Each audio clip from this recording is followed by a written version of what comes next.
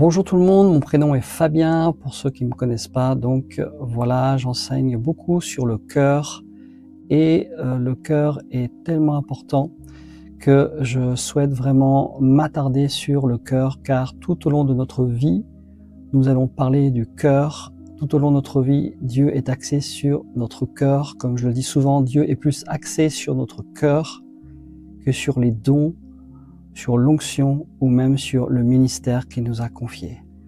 Dieu regarde toujours le cœur et le cœur est plus important pour lui que tout ce qu'on peut faire pour lui.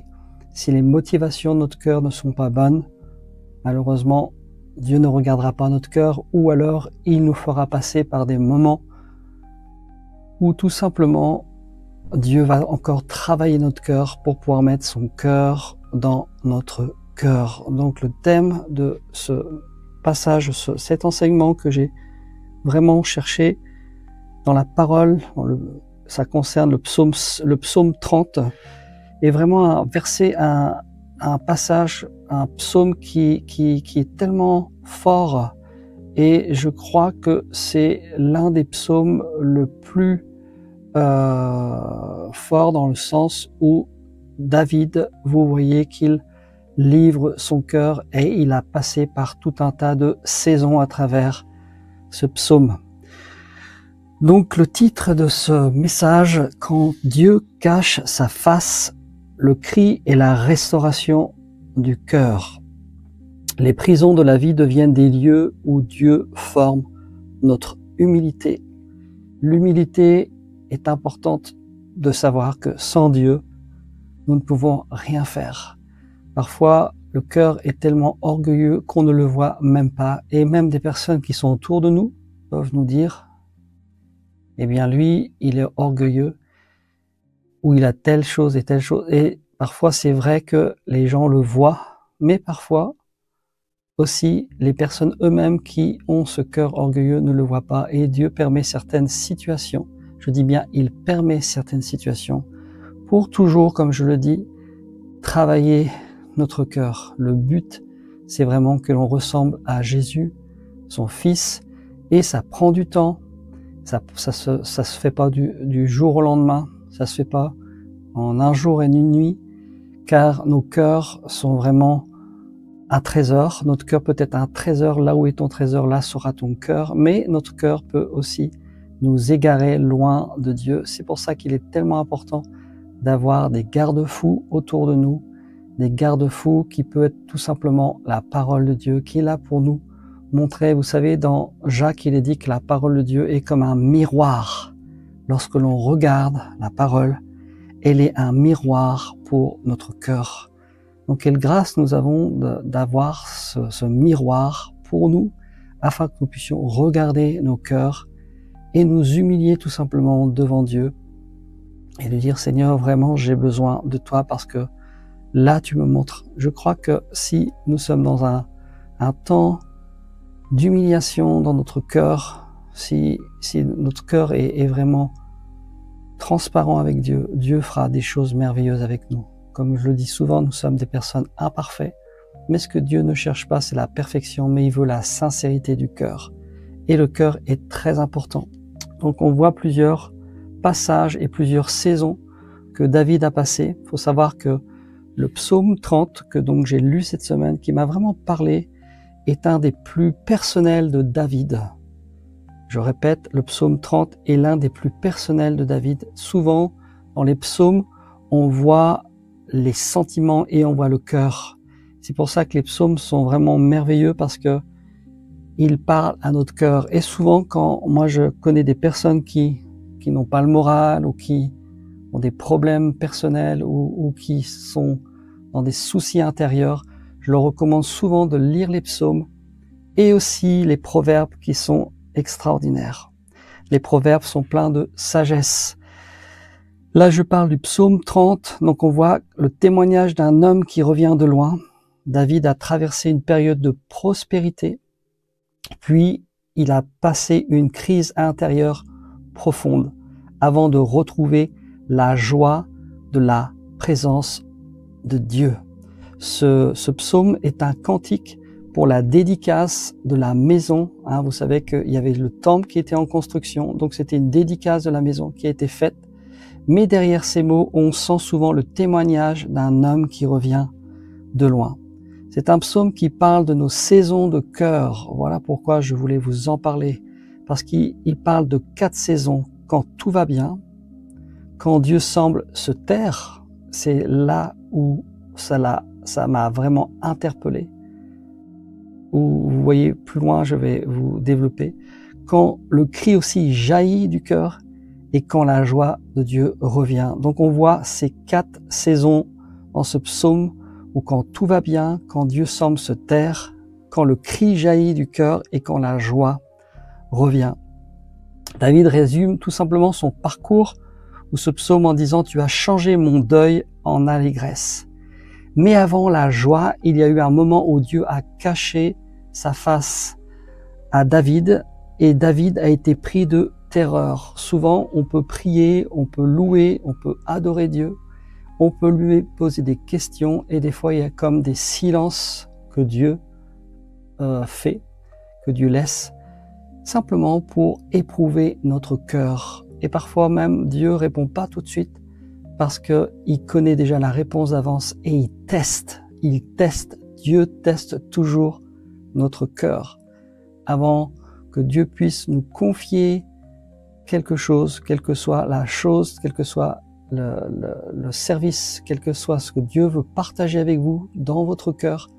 Dieu teste souvent notre cœur. Dieu teste notre cœur à travers la vie de tous les jours. Mais avant la joie, il y a eu un moment où Dieu a caché sa face et David a été pris de terreur, puisqu'il dit « Tu m'as caché ta face, où étais-tu » Quand tout allait bien, on voit l'illusion de la sécurité. Moi, je disais dans ma sécurité, je ne chancellerai jamais. Vous voyez ça dans le psaume tout au début où il dit « Moi, je disais dans ma sécurité » au verset 7, « Je ne chancellerai jamais. » Vous voyez, c'est une période où tout va bien pour lui. La sécurité est là, les batailles ont été remportées, Israël se porte bien et tout doucement et de manière insidieuse, l'orgueil commence à venir et on voit que David met sa sécurité non plus en Dieu et dans sa relation de dépendance avec Dieu, mais dans le fait que tout aille bien autour de lui. Et c'est aussi une expérience pour nous, un apprentissage pour nous de savoir que lorsque tout va bien dans notre vie, nous pouvons aussi d'une manière ou d'une autre nous fourvoyer dans l'orgueil. Moi je disais dans ma sécurité, je ne chancellerai jamais. David se souvient d'une période où tout semblait solide, ses ennemis étaient vaincus, comme je vous le disais, il vivait dans sa maison, le royaume était en paix, et il pensait sans même s'en rendre compte. C'est bon, maintenant je suis stable, rien ne peut m'ébranler. Vous voyez comme le cœur peut vite s'enorgueillir et dire c'est bon, je suis stable, maintenant rien ne peut m'ébranler. Il faut savoir que nous sommes dépendants de notre relation avec Dieu et non pas de nos circonstances et des circonstances de nos vies. Quelles que soient les circonstances de nos vies, qu'elles soient bonnes ou mauvaises, on ne doit pas dépendre des circonstances de nos vies. Bien sûr, il y a des circonstances qui nous attristent, il y a d'autres circonstances qui nous rendent joyeux, mais quel que soit le sentiment que cela nous donne, en fait, le Seigneur veut que nous soyons dépendants de notre relation avec lui. Et ça, c'est tellement merveilleux parce que Dieu veut tout simplement notre cœur. Autrement dit, c'est bien, Dieu m'a établi, mais petit à petit, on voit que David a cru que cette stabilité venait de lui-même, et il a cru que cela venait de sa sagesse, de son expérience et de ses victoires passées. Et là, on voit, donc je vous parlais de l'orgueil qui peut être hautain, vous avez des personnes qui sont orgueilleuses et on voit qu'il y a comme, ils sont hautains, on le sent dans leur façon de parler, dans leur discussion, dans leur façon même de prêcher ou même d'enseigner, on voit un cœur qui est orgueilleux. Ça se voit.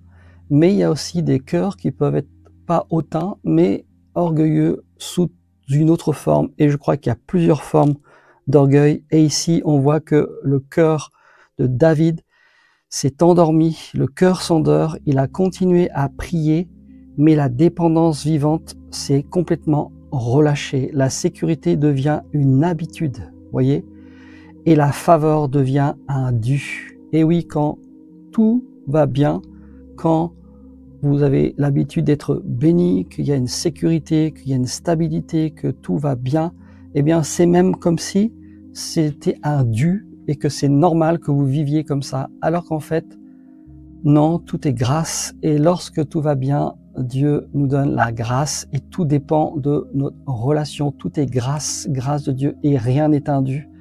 C'est la raison pour laquelle c'est tellement important de louer et d'adorer Dieu pour ce qu'il a fait, pour ce qu'il nous donne. Ça, c'est la louange, mais l'adorer pour ce qu'il est. Dieu est un Dieu d'amour. Est-ce là que Dieu intervient pour punir ou pour réveiller? David, bien sûr que non. Quand Dieu cache sa face, on voit que David passe par un trouble intérieur. On le voit dans le verset 8 où il est dit « Tu as caché ta face et j'ai été épouvanté ». Donc on voit que David était épouvanté car tout simplement il ne sentait plus la présence de Dieu dans sa vie, et Dieu se cachait afin que le cœur de David soit de nouveau ressuscité et qu'il puisse se réaliser lui-même qu'en fait il s'était fourvoyé encore dans une issue d'orgueil caché. Le mot épouvante ou troublé montre que David a vécu une véritable terreur intérieure. Dieu n'était pas parti, mais sa présence sensible, sa paix, sa lumière avaient disparu. David n'entendait plus, ne ressentait plus cette proximité.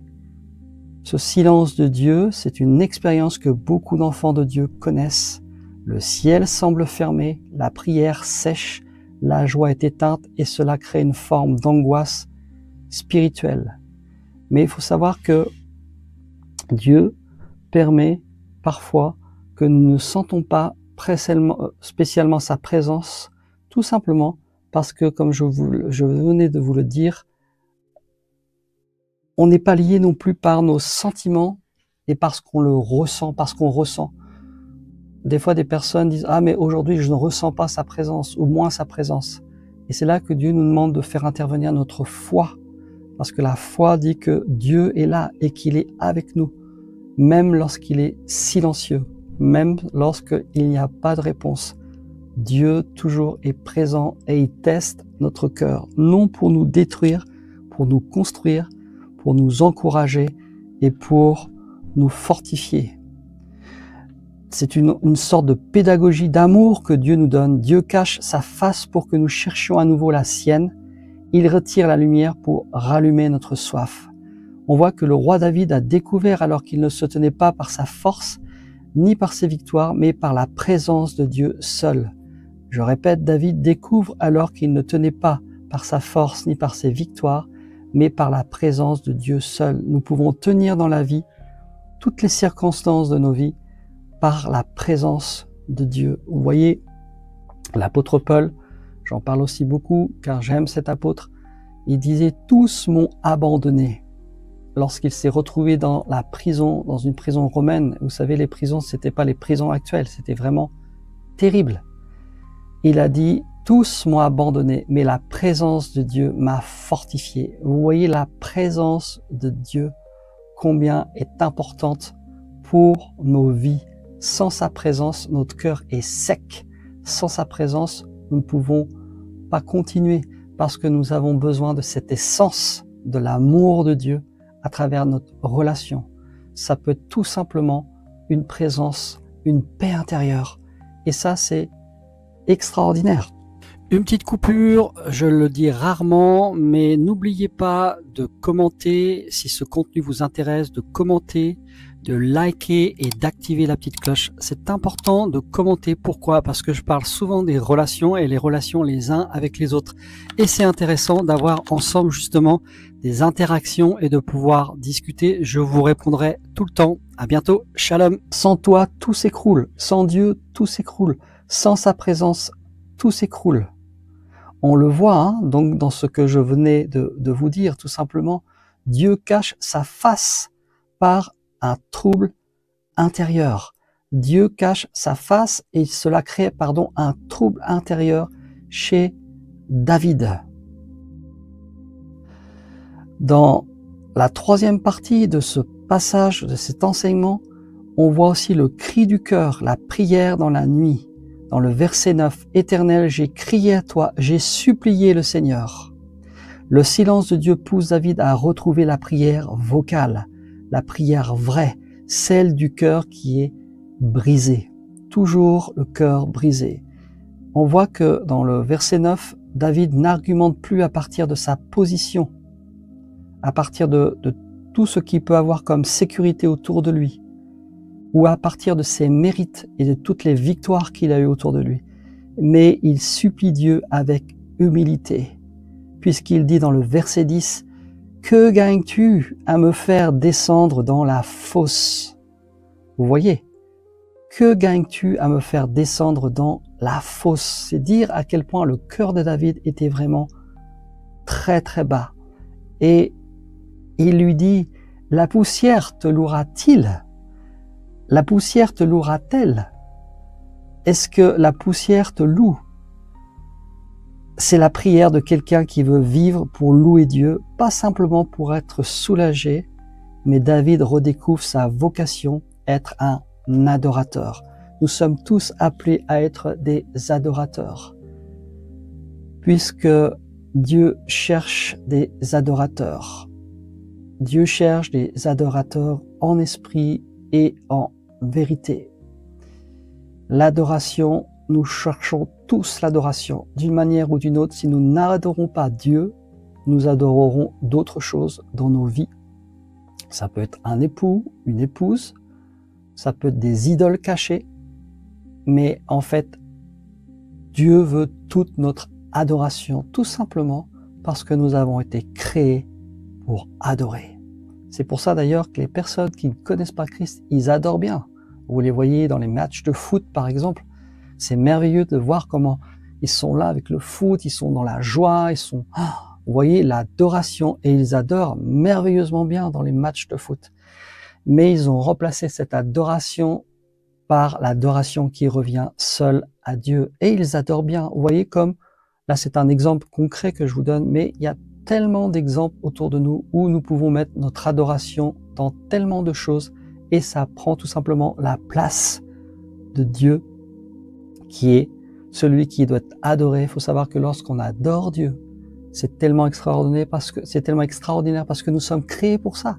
Nous sommes créés pour adorer. Souvent, quand Dieu cache sa face, ce n'est pas pour nous faire taire, mais pour faire remonter du plus profond un cri sincère. Et c'est ce que Dieu voulait faire avec David. Et c'est là ce cri que Dieu écoute. L'Éternel est près de ceux qui ont le cœur brisé. Psaume 34, verset 19. David retrouve la proximité non par sa propre force, mais avec sa fragilité intérieure. Et il vient tout simplement devant son Père, devant Dieu. Vous voyez dans la quatrième phase, du deuil à la joie, tu as changé mon deuil en allégresse, tu as détaché mon sac et tu m'as ceint de joie. Quand le cœur revient à Dieu, la face de Dieu revient vers le cœur, la joie n'est pas la même qu'avant, elle est plus profonde, plus vraie, parce qu'elle est née dans les larmes. David ne parle plus de sa sécurité, il parle de sa louange. Il dit « afin que mon cœur te chante et ne se taise point ». C'est merveilleux de savoir chanter et de pouvoir louer à travers la musique, à travers les chants. C'est un don que Dieu a donné sur ma vie. Et depuis l'âge de 6 ans, 4-6 ans, je louais déjà dans ma chambre. J'ai toujours loué, j'ai toujours adoré Dieu. Et c'est merveilleux de savoir que lorsqu'on a cette prédisposition à louer et à adorer Dieu par la musique, par le chant, qu'importe les styles de musique, ce que Dieu regarde, c'est pas les styles, c'est le cœur. On ne juge pas un style, mais on garde toujours le cœur. Et le cœur est toujours plus important. Vous voyez comment Dieu utilise à travers la musique, à travers les chants, l'adoration. Et ça, c'est vraiment extraordinaire. Donc la victoire intérieure, c'est l'orgueil à laisser la place à la gratitude. La peur s'est changée en paix et le silence en adoration. Dieu a caché sa face un temps pour mieux faire resplendir la sienne sur son Fils restauré. La victoire intérieure, c'est l'orgueil qui est brisé et qui laisse la place à la gratitude. La gratitude est très importante. Bénissez Dieu pour toutes les bénédictions que vous avez eues dans votre vie. Dieu aime la gratitude. La peur s'est changée en paix. Il n'est plus dans un système de tourment intérieur, mais il retrouve sa paix. Et le silence qu'il avait avec Dieu se change en adoration. La joie est très importante et je vais vous donner juste une clé ou un outil ou une clé. Lorsque vous voyez quelqu'un, souvent, lorsque vous voyez quelqu'un qui a une relation avec Dieu, profonde relation avec Dieu, vous voyez la joie sur son visage. Parce que la présence de Dieu nous amène la joie. C'est tout simplement ça. Des fois, je vois des personnes qui donnent des enseignements, mais il y a une tristesse qui est là, qui est vraiment là. Et c'est pas de leur faute, il n'y a pas de jugement. Hein. Parce que dans tout ce que je dis, je ne juge pas et je ne veux pas juger. Et Dieu seul sait si on juge ou pas, et il n'y a pas de jugement. Mais c'est tellement merveilleux de voir un frère, une sœur, pas avec une joie forcée, mais on sent que la personne, elle a une relation intime avec Dieu. Comme le disait un pasteur qui a beaucoup d'âmes dans son église, il dit « Je vois quand les âmes viennent, je vois lorsqu'elles ont une relation avec Dieu ou pas. » Parce que tout simplement, vous regardez leur visage et vous voyez. Et même si on a des difficultés, des fois, les personnes vivent des épreuves tellement terribles, la maladie. Vous savez, je vais vous faire une confidence. Au sein même de ma famille, eh bien, j'ai quelqu'un de très proche qui est malade et qui est malade depuis très longtemps. Mais cela n'empêche pas d'avoir la joie et de faire confiance à Dieu et de réjouir son cœur et même de le bénir. Parce que Dieu aime lorsqu'on l'adore obligatoirement, la joie vient sur notre visage, qu'importe les circonstances. Qu'importe les circonstances, lorsque vous êtes dans la présence de Dieu, la joie de Dieu vient. Souvent, ça m'est arrivé dans des chants en langue, dans des chants de louange, d'avoir une joie surnaturelle du cœur. Et cela me transmettait en même temps des guérisons intérieures et en même temps ça libérait les gens. Et c'était une joie qui venait du ciel. Et vous savez, la différence avec celui qui a une relation intime avec Dieu ou pas, on le voit avec son visage. Les gens qui sont sensibles à la relation au Saint-Esprit, ils voient lorsqu'une personne a une réelle communion et une réelle relation avec Dieu. Après, on peut tous tomber sur des mauvais jours, un bon jour, un mauvais jour. Des fois, on peut avoir des contrariétés. Mais lorsqu'il y a une telle relation avec Dieu, la joie paraît toujours sur le visage. Et c'est ce que là, on retrouve avec David. La joie de l'Éternel est ma force. Je vais faire un petit rappel de tout ce que je viens de vous dire avant de vous laisser. Donc, on voit quand tout allait bien, l'illusion de la sécurité. On voit que quand Dieu cache sa face, le trouble intérieur, le deuxième mouvement, la deuxième saison, comme vous voulez. Le troisième point, on voit que le cri du cœur, c'est la prière dans la nuit. L'Éternel, Éternel, j'ai crié à toi, j'ai supplié le Seigneur. La quatrième chose, c'est que la restauration. On voit qu'à travers le deuil, Dieu a changé le deuil en joie, comme je viens de vous le partager. La joie de l'Éternel a été sa force. Qu'importe les circonstances, Dieu peut mettre des joies dans votre vie. Des fois, ça m'est arrivé de vivre des situations mais inextricables. Le mot est intéressant, inextricable. Et j'avais une relation avec Dieu. Des fois, c'était pas top parce des fois, on ressent pas toujours, comme je dis, mais on n'est pas dans le ressenti. Là, on vit dans la foi quand c'est comme ça. On se met en position intérieure. On dit, Seigneur, je sais que tu entends et que tu es là. Et parfois, j'ai des visitations du Saint-Esprit où la joie est là, où je me mets même à rire. C'est des rires de l'esprit. Vous savez, Dieu rit, hein, et le Saint-Esprit qui est en moi rit. Et c'est tellement merveilleux le rire, c'est tellement merveilleux de vivre dans la joie, que Dieu met en vous une joie surnaturelle. Et la joie va contre la dépression. La joie va contre les émotions négatives. La joie transmet la vie.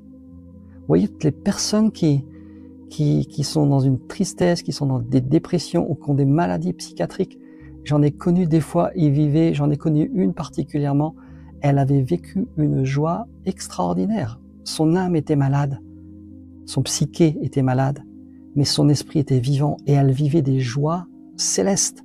Et c'est une personne qu'on jugeait de par son comportement ou autre, mais en fait, elle vivait des choses extraordinaires malgré la maladie qu'elle avait dans son âme. Et la joie, c'est extraordinaire lorsque Dieu communique la joie de manière formidable, parce que comme je vous l'ai dit, la joie, ça va à l'encontre de toutes les émotions négatives. On peut pas se forcer à avoir de la joie. Il y a même des thérapies de joie que j'ai entendu des gens, ils font des thérapies pour rire. Et pourquoi pas, hein, il y a des fois des sketchs ou des choses qui font rire, parce que rire, c'est tellement bon. Mais lorsqu'une joie vient et que c'est vraiment le Saint-Esprit qui met ça en vous, je vous garantis que c'est tellement merveilleux. C'est tellement merveilleux. Et je pense qu'il y a beaucoup de personnes qui l'ont vécu ou qui le vivent et qui ne souhaitent pas le dire par peur d'être jugés ou autre. Mais lorsque vous vivez dans les choses de l'Esprit, vous savez, le rationnel n'existe plus. L'Esprit de Dieu nous fait vivre des choses des fois où vraiment vous vous dites, mais il n'y a que le Saint-Esprit qui peut nous faire vivre des choses comme ça. Et là, vous voyez donc le roi David qui a vécu ça. Et donc, je termine par ce 4e point, la restauration. Donc, vous voyez, le dernier point, la restauration. Dieu a restauré son cœur. La conclusion, c'est que ce psaume est un miroir pour nos vies. Il nous rappelle que Dieu cache parfois sa face, non pour nous punir, mais pour purifier nos cœurs. Quand tout va bien, il veut garder notre cœur dépendant. Quand tout semble s'effondrer, il veut réveiller notre foi. Et quand nous crions, il répond toujours. David d'ailleurs peut dire à la fin, Éternel, tu m'as fait remonter du séjour des morts. Vous vous rendez compte dans quel endroit il était intérieur? Dans le séjour des morts. Et nous aussi, après chaque saison de face cachée devant Dieu, nous pouvons redire, tu as changé mon deuil en allégresse.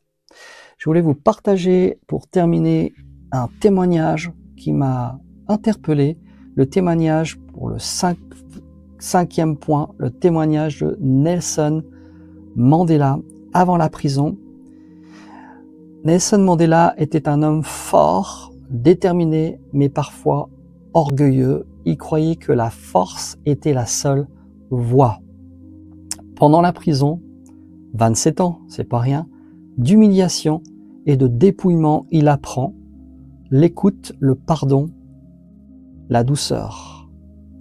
Je ne laissais pas derrière moi la haine et l'orgueil, je resterai encore prisonnier. Je répète, si je ne laissais pas derrière moi la haine et l'orgueil, je resterai encore prisonnier. Cela veut dire que l'orgueil fait que l'on peut rester prisonnier, comme David a été dans le séjour des morts. Et vous voyez cet homme, Nelson Mandela, qui a vécu 27 ans d'humiliation. Et après avoir vécu cela, il a appris à écouter. Pendant, il a appris à écouter. Il a appris à pardonner.